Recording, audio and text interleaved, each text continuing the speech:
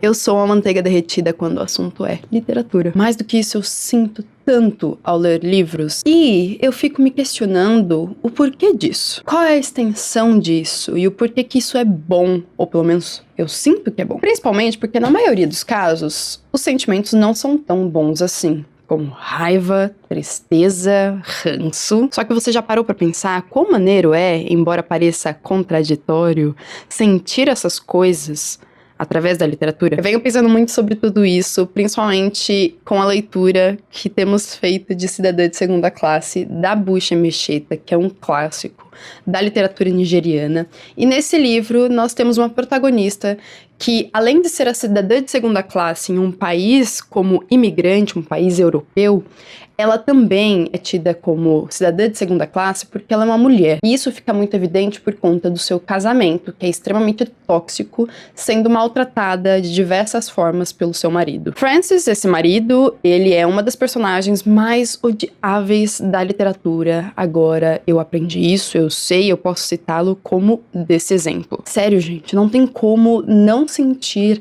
raiva e ranço por uma pessoa como sentimos por esse marido. São tantas as atrocidades cometidas contra a esposa, essa protagonista, que, aliás, tem traços autobiográficos aqui com a vida da própria escritora, Bucha Emecheta. Então, as coisas se tornam mais complexas ainda. E é isso, né? Esse livro também me fez pensar nesse sentido da chave ficcional, do que é realidade e do que não é realidade. Quando tem o autobiográfico ou o biográfico ali em jogo, as coisas ficam piores. Eu anotei muita coisa nesta única folha de post-it, que está caótica, porque tem vários pensamentos e tópicos aqui, mas deste limão vou tentar fazer uma limonada pra gente. São 3 as principais ideias que me ocorreram quando pensando todos esses pensamentos: a via da empatia, a via da identificação e a via da fofoca. Só que antes de falar sobre como tudo isso se relaciona à nossa experiência literária,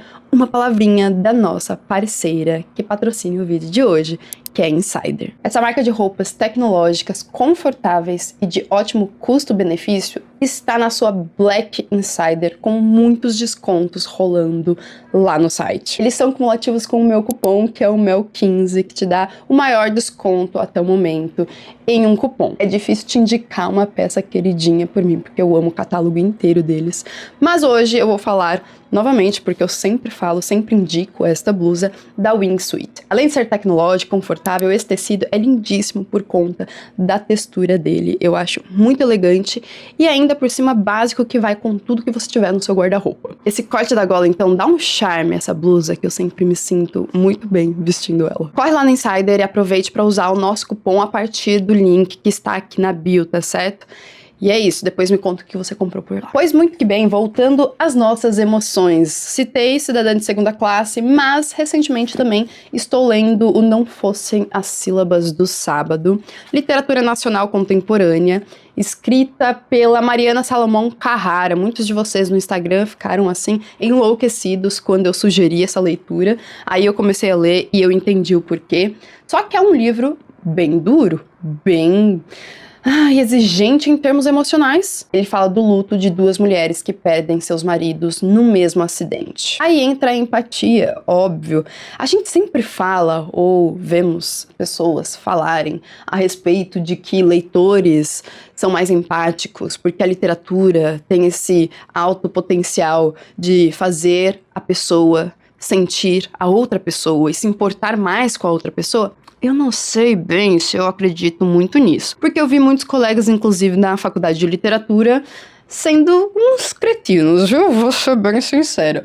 Mas, na esperança, que é a última que morre, a gente quer acreditar nisso. De qualquer forma, sendo a pessoa, na vida real, melhor ou não por conta da literatura, eu acho que lendo um livro, a gente tende a sentir muito, principalmente quando é um protagonista. Nem sempre, mas protagonistas muito mais. A gente se conecta a seus casos, a suas situações, a seus sentimentos, passando a sentir junto com eles. Eu nunca vivenciei o luto de uma viúva, mas isso não significa que, empaticamente, essa escrita, e aqui a gente tem que dar um valor extremo a escritas incríveis, como a da Mariana, porque somente assim a gente é capaz de ser levado a sequer chorar lendo algo.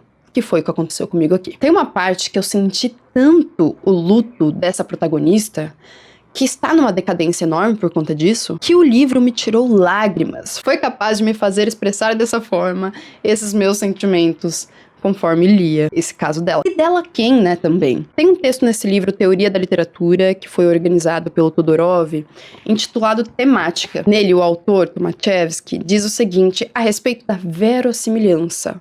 Outra palavrinha-chave na nossa conversa de hoje. Essa sensação de verossimilhança é extremamente forte no leitor ingênuo.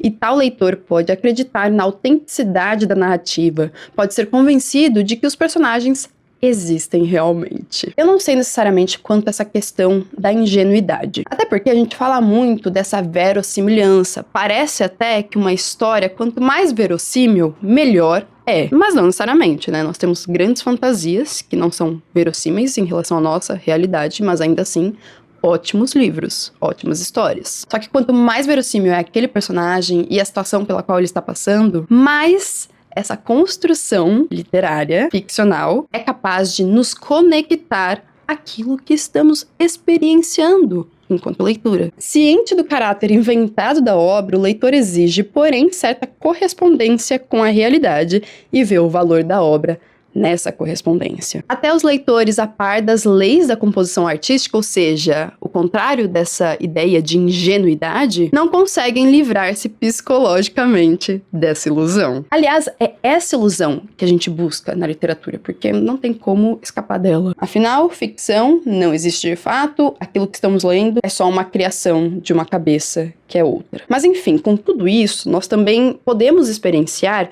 a identificação. Eu vejo muito também essa ideia de que a gente gosta de um livro com o qual a gente se identifica. Embora eu seja completamente diferente, inserida em um contexto completamente diferente da Ada, protagonista deste livro, eu me identifiquei com muito do que ela passa aqui, sendo mulher em uma sociedade patriarcal e sendo também casada. Então, óbvio que quando a gente já teve uma experiência fora da literatura que se ligue àquilo que estamos lendo de uma forma comparativa, de uma forma semelhante, enfim, a gente acaba indo mais fundo nesses sentimentos. E a terceira ideia sobre isso é a via da fofoca. O ser humano é fofoqueiro, eu percebo que conteúdos que são clickbait, conteúdos mais apelativos, sempre tem um engajamento maior. Por quê, gente? Deixa a gente afoito, pra saber mais, pra fofocar e futricar a vida alheia. Não estou falando que isso de todo é negativo, até porque isso me leva a outra questão, que é nela que eu quero chegar, o do drama. Afinal, muito do enredo se baseia no drama, na composição de acontecimentos. E quanto mais envolventes os acontecimentos, mais a nossa atenção o livro recebe. Mas você já parou para pensar que livros que apresentam mais ações, mais acontecimentos, sequências, reviravoltas, eles são mais queridos? Um exemplo na contramão disso é Mrs. Dalloway, acusado injustamente de ser um livro em que nada acontece. Como assim? Pois muito que bem, tudo isso nos leva a uma das coisas mais maneiras da literatura, que é o poder de ela nos comover. A comoção, gente, do leitor. Quão gostoso é sentir lendo algo. Isso nos dá essa sensação mais vivaz, sabem? Por isso que um livro como Não Fossem as Sílabas do Sábado, me fazendo chorar, a gente fica, caraca, deve ser um livro bom mesmo, né? Se bem escrito, sim, com certeza, e já estou amando essa leitura.